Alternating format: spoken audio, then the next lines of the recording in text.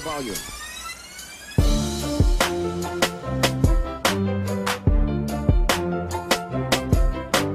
Бүгүнкү күнү ушул Кумтөр тараптан бизге ушундай темир көпүрө берилип, азыркы күнү мына 3-чү көпүрөбүз салынып бүтүү алдында туруп атат. 2 көпүрөбүз бүттү.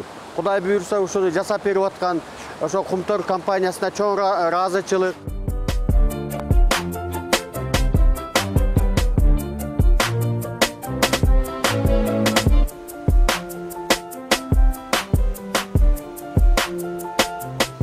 Жылда арабтар көп келчү, жакшынакай бир аз тыйын тыпыр таап алчу элек.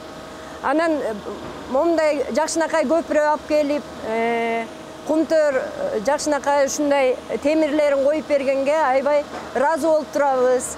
Анын үстүнө быйыл Садыр Нуркожоевич Кумтөрдү алып, баарыбыз от души ыраазы болуп, кубанычыбыз койнубузга батпай турат.